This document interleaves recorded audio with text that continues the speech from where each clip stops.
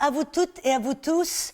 Nous sommes dans les vitamines du cœur et aujourd'hui, je vais vous donner une vitamine qui va réchauffer, passionner votre cœur. Je vais parler de l'importance de poursuivre Dieu. Vous savez que Dieu, c'est ce qu'il recherche. Il veut des gens qui l'aiment, qui le poursuivent. Comme tout amoureux. Je me rappelle, moi, quand mon mari, vous voyez, quand il m'a rencontrée, alors moi, bon, je suis missionnaire, je voulais rien avoir à faire avec lui. Mais cet homme, tout d'un coup, il a pris conscience que devais être sa femme. Alors il m'a poursuivi avec ardeur, avec passion. Il m'appelait, passait des heures au téléphone. Il m'achetait des cadeaux, il venait me voir. Bref, il m'emmenait au resto. Il était, oh là là, à la poursuite, comme un chien après avec un os. Mais alors, vous voyez, c'est ça que Dieu veut. Et la Bible nous le montre en fin de compte. On voit, vous voyez, dans Jacques 4, verset 8, Dieu dit, approchez-vous de Dieu et il s'approchera de vous. En d'autres mots, Dieu envoie une invitation, mais il attend de voir comment est-ce qu'on va répondre, comment est-ce qu'on va réagir.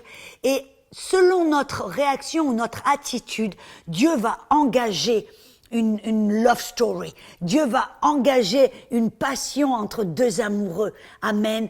Hallelujah. Se poursuivre l'un et l'autre.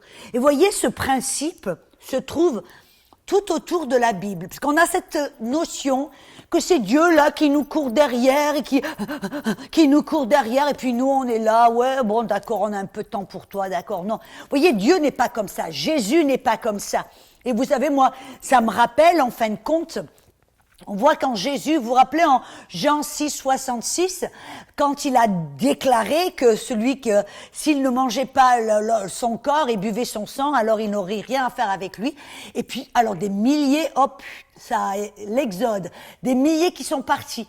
Mais vous voyez, Jésus leur a pas couru derrière en leur disant, attendez les gars, je vais vous expliquer, partez pas. Non, Jésus leur a pas couru derrière, il s'est tourné vers les disciples et il leur a dit, vous aussi vous voulez partir?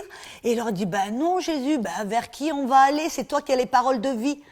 Et on voit là que Dieu, il envoie une invitation et il dit, ok, est-ce qu'ils vont me poursuivre? Est-ce qu'ils m'aiment au point de me poursuivre de tout leur cœur? Est-ce qu'ils veulent cette intimité et qu'ils vont s'engager dans cette poursuite pour que je vienne le plus près possible d'eux? Parce que voyez, cela, intimité, ce n'est pas automatique. Et on voit ce principe, par exemple, dans Exode. C'est intéressant. Vous voyez, dans Exode 3, dans le verset 3 et 4, vous voyez, quand il y avait le buisson ardent, et Moïse était là, et tout d'un coup, il a vu de loin un buisson qui brûlait, mais il ne s'était pas consommé. Et la Bible dit dans le verset 3 et 4 que Moïse dit, je me détournerai et je verrai cette grande vision. Pourquoi le buisson ne se consume pas? Et l'Éternel vit que Moïse se détournait et venait vers lui et pour voir, et Dieu l'appela du milieu du buisson. En d'autres mots, que se serait-il passé si Moïse avait choisi, ben je vais le voir de l'ombre, non c'est bon, ça va, c'est bien, et qu'il n'aurait pas fait le premier pas, ben Dieu n'aurait jamais parlé. Vous savez, et c'est comme ça que Jésus, je me rappelle de l'exemple, par exemple,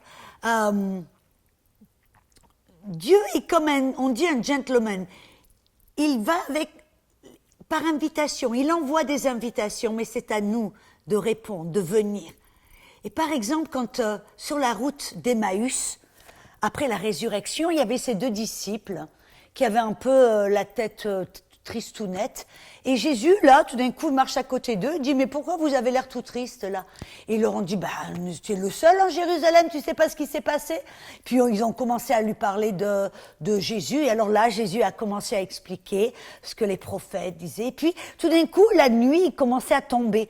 Et la Bible dit que Jésus aurait continué son chemin, mais les disciples l'ont plus ou moins forcé à venir passer la nuit avec lui. Là, ça nous montre qu'il le poursuivait. Il lui dit non, pas question que tu passes là, que tu ailles continue. Tu dois venir avec nous. Viens chez nous. Ils lui ont presque forcé la main. Mais bien sûr, Jésus est allé là et il est allé avec eux. Et vous vous rendez compte que s'il n'avait pas fait cela, qu'il leur dit ah ouais d'accord, à bientôt, see you later, au revoir, eh ben ils auraient manqué un rendez-vous divin avec Jésus. Vous vous rappelez quand il a rompu le pain et tout d'un coup, leurs yeux étaient ouverts Et ils se sont dit, waouh, et ils ont su que c'était Jésus. Ils ont dit, notre cœur brûlait à l'intérieur de nous. Je vous garantis qu'ils sont retournés à Jérusalem en feu pour Dieu, avec une passion pour Dieu comme ils n'avaient pas auparavant. Amen. Et voyez là, ça se trouve aussi quand Jésus marchait sur l'eau. Les disciples, là, ils étaient dans la barque, ils ramaient, il y a eu la tempête. Et la Bible dit que Jésus marchait sur l'eau et allait les dépasser. Et c'est alors qu'ils se sont écriés, c'est alors qu'ils ont hurlé et crié, qu'ils ont dit, mais Jésus, c'est toi, si c'est toi, tu dis-moi de venir. Et parce qu'ils ont appelé Jésus et ils ont entamé cette discussion, Jésus est venu et rentré sur la barque. Mais qu'est-ce qui se serait passé s'il ne l'avait pas invité, s'il ne lui avait pas commencé cette discussion, s'il ne lui avait pas parlé? Jésus les aurait dépassés, puis il aurait été en route de l'autre côté du lac. Voyez, on voit l'importance que oui, Dieu recherche ceux qui ne sont pas nonchalants, que sera, sera. Si Dieu veut me parler, il me parle. Non, Dieu recherche ceux qui vont le poursuivre, qui vont à sa recherche, qui s'approchent vers lui. Et le plus près possible, vous vous approchez de lui, le plus près possible, Dieu s'approche de vous. Oh là là, quelle beauté! Et on voit, vous savez, il y a un autre homme dans la Bible, ça nous montre son cœur, c'est Jacob. Vous vous rappelez Jacob, dans Genèse 32, on sait, Jacob, il y avait des petits problèmes, il a fait un peu, comme on dit, un margouillard, on se dit ça, ou tout d'un coup, qu'est-ce qu'il a fait? Sa maman lui a dit, mets les habits de ton frère, mets son parfum, tchoup, tchoup, tchoup, et puis ils ont mis des peaux de bêtes sur les mains, et puis il est allé vers son père Isaac, et il a plus ou moins pris la bénédiction de cette manière qui était pas trop honnête, mais bref, qu'est-ce que ça nous montre? Qu'il était prêt à faire quoi que ce soit et n'importe quoi pour obtenir tout ce que Dieu avait pour lui, pour obtenir la bénédiction. Et ça nous montre, en fin de compte, là on voit un peu comment on appelle ça, l'opposé avec son frère qui lui, par contre, il a vendu son droit d'aînesse pour un bol de soupe. Vous voyez un peu l'honneur que Ésaü il avait pour Dieu et pour les choses de Dieu. Aucune, zéro. Par contre, Jacob, lui, il respectait, il aimait, il honorait Dieu jusqu'à ce qu'il faille n'importe quoi pour l'obtenir. Et là, écoutez ce qui s'est passé dans le verset 24 à 26 du chapitre 32. Alors là, il dit que Jacob était enfin seul. Alors, un homme, dans les textes originaux, c'est l'ange de l'Éternel avec un grand A, qui est l'incarné de Jésus. Il dit, un homme lutta avec lui jusqu'au lever de l'aurore.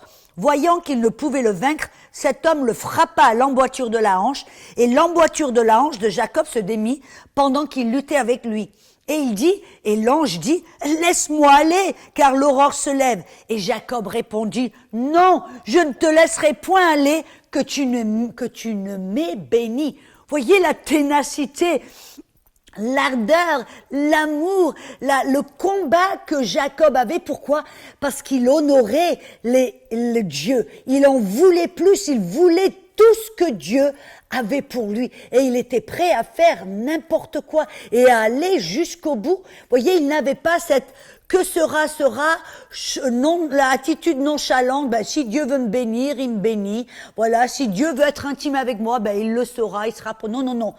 C'est quand il a eu cette lutte, cette ténacité et ce combat spirituel, c'est là, amen, qu'il a reçu la bénédiction. Et nous savons que c'est lui qui est devenu, en fin de compte, l'ancêtre de Jésus. C'est lui qui était le père d'Israël. Alléluia. Et donc, voyez, on voit aussi l'attitude contraire. Dans le livre des Cantiques, le Cantique des Cantiques. Vous savez, dans le chapitre 5, on voit là que c'était l'amoureuse, la Shulamite, qu'est-ce qu'elle a, elle était à la maison, dans sa chambre, et tout d'un coup, il y a son amoureux qui a frappé à la porte. Et elle, ben, elle s'est dit, et je paraphrase bien sûr, elle s'est dit, oh ben non, j'ai déjà pris ma douche. Ben oui, non, je suis déjà en pyjama. Non, j'ai pas envie d'y aller. Bon, j'y vais pas. J'y vais pas. Ben, et puis finalement, elle a traîné les pattes. Elle était un peu moitié endormie, moitié, je sais pas si je veux y aller. Et puis finalement, quand elle est allée à la porte, elle a ouvert la porte. Ben, son amoureux était parti. Et alors là, tout d'un coup, elle a paniqué parce qu'elle a réalisé qu'elle était le point de perdre cet amour, cette intimité. Et qu'est-ce qu'elle a fait? Elle est allée partout de ville en ville en disant, avez-vous vu mon amoureux? Avez-vous vu l'homme de mon cœur? Avez-vous vu mon amoureux? Et puis elle est allée partout à sa recherche et à sa poursuite. Et finalement, après elle a été dans cette poursuite folle où elle a continué, elle n'a pas lâché prise. Elle a retrouvé son amoureux. Elle a retrouvé l'homme de son cœur. Et alors, je veux vraiment, vraiment vous inviter. Ne perdez pas votre amour, cet amour que vous aviez tout au début quand vous avez rencontré Jésus. Ne vous endormez pas, ne vous laissez pas distraire. Ne soyez pas comme la Shulamite. Ouais, bon, oui, ben, si Dieu m'aime, si Dieu veut me bénir. Non, non. Regardez ce cœur ardent. Vous vous rappelez ce que Jésus a dit? À la fin, dans le livre de l'Apocalypse, il dit, j'ai ça contre vous. Vous n'êtes ni chaud ni froid, mais vous êtes tiède. Alors je vais vous vomir de ma bouche. Ouh, quelle parole douloureuse. Et pourtant, c'est la condition de certains dans l'Église. Alors ne soyez pas de ce nombre. Soyez ceux qui se lèvent à la recherche de votre amoureux. Si vous vous sentez, vous êtes endormi un petit peu, vous avez été distraite et vous avez laissé distraire dans les distractions, le business et tout ça, levez-vous et allez à la poursuite de votre amoureux. Allez à la poursuite de Dieu pour le rechercher, pour l'aimer, pour le trouver, pour récupérer cet amour, cette passion que vous aviez pour lui. Car là, vous faites 2 pas vers lui, il va faire 3 pas vers vous. Vous faites 1 pas vers lui, il va faire 2 pas. Allez-y, osez le faire. Et vous allez voir, vous allez connaître une intimité, un amour avec Dieu que vous n'avez jamais connu auparavant. Alors je vous lance le défi, faites-le, allez-y, ça vaut le coup.